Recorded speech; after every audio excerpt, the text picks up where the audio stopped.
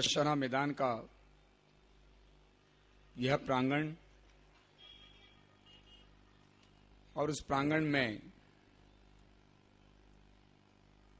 आप सबकी उपस्थिति,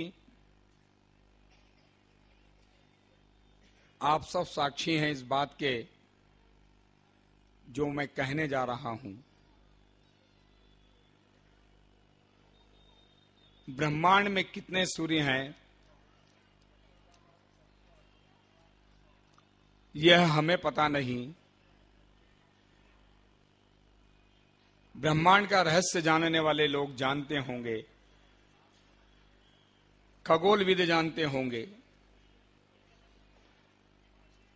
लेकिन आप और मैं यह बात अच्छी तरह जानते हैं और हम सब इस बात के साक्षी भी हैं कि कोटि चंडी महायज्ञ के इस ज्ञान यज्ञ के इस मंडप में और इस मंच पर आज दो सूर्य हमें एक साथ दिखाई दे रहे हैं। यह हम सबका परम सौभाग्य है।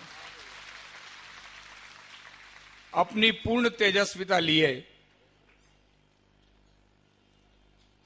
और पूरे देश को नहीं, हिंदुस्तान को नहीं, पूरे विश्व को अपनी तेजस्विता से प्रकाशित कर रहे हैं परम पूज्य बड़े गुरुदेव सत्यमित्रानंद जी, सत्यमित्रानंद गिरी जी महाराज।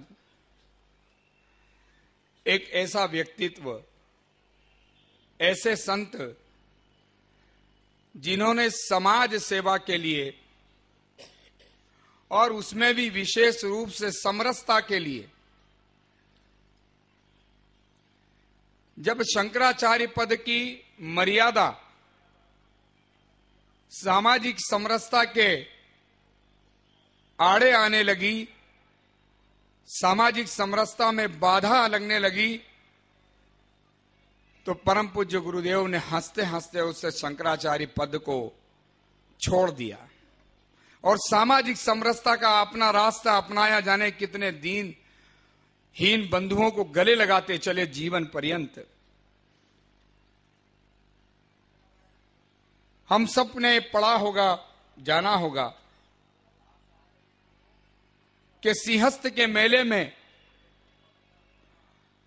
हरिजन बंधुओं के साथ, सफाई कामगारों के साथ स्नान करने वाले तो संत थे परम पूज्य गुरु सत्यमित्रानंद जी थे, जिन्होंने हजारों हरिजनों के साथ स्नान किया।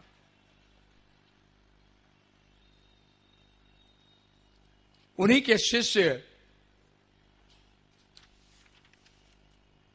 और मेरे गुरु परम पूज्य अवधेशानंद गिरी जी महाराज उसी पथ पर चल रहे हैं।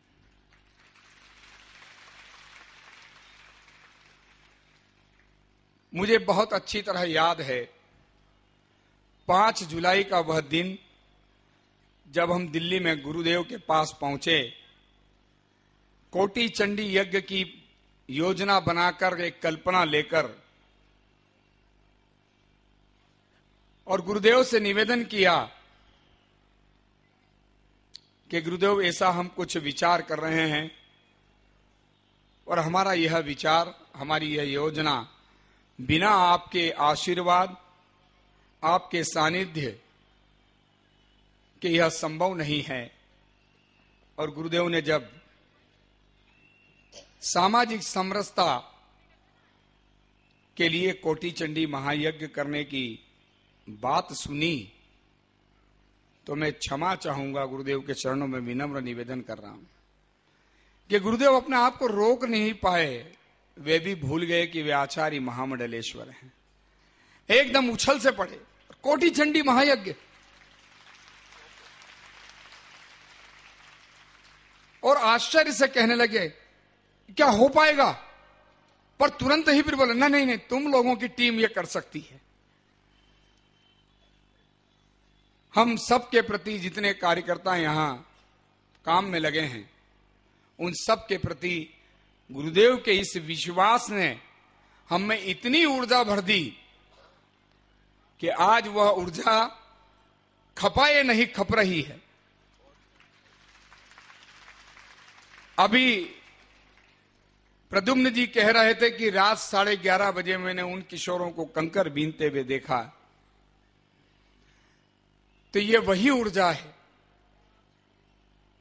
अभी तो ऐसा लग रहा है कि ये ऊर्जा की हम जितनी खपत कर रहे हैं वो और पता नहीं कहां से, ये गुरुदेव के आशीर्वाद से हम में पुनः भरा जाती है।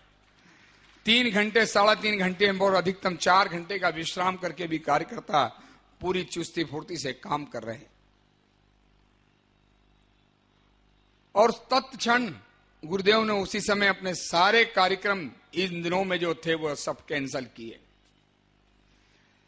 तत्काल अपने सहयोगियों को बुलाकर कहा कि कन्याकुमारी का जो अधिवेशन है प्रभु प्रेमी संघ का, वो अधिवेशन कैंसल, उन दिनों की जो कथाएं वो कैंसल, अब सिर्फ कोटि चंडी यज्ञ होगा।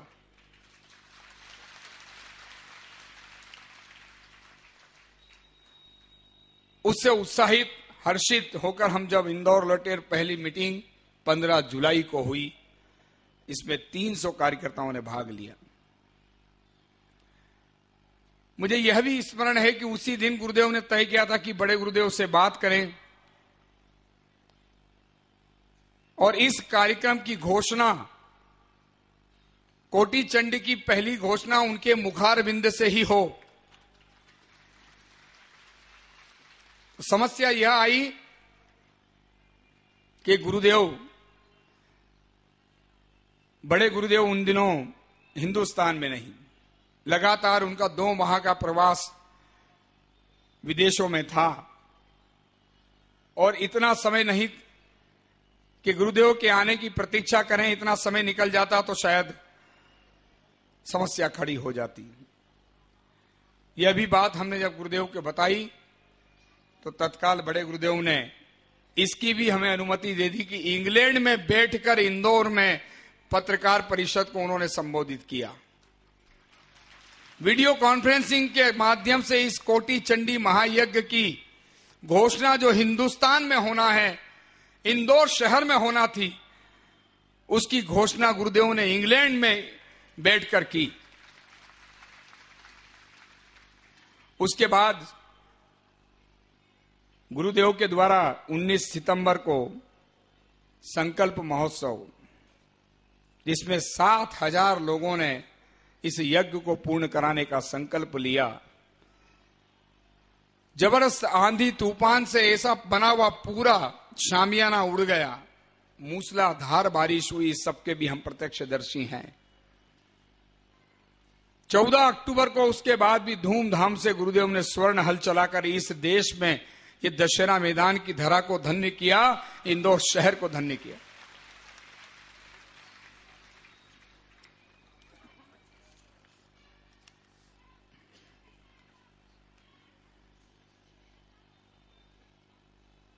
ऐसे तेजस्वी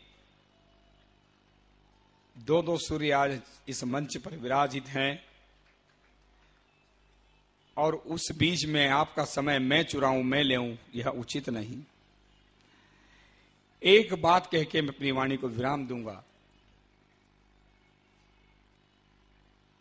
हिंद रक्षक संगठन जहां भुज और बचाव में जाकर आपात स्थिति में सेवा कार्य करता है, वहीं सिंहस्थ मेले में जब एक समस्या सामने दिखी कि यातायात व्यवस्था के कारण 2-2, 2.5-2.5, 3-3 किलोमीटर तक बड़े वाहनों के प्रवेश को वर्जित कर दिया गया। कोई भी डीजल या पेट्रोल से चलित वाहन उस परिधि में अंदर नहीं जा सकता था और सिंहस्थ में जो बुजुर्ग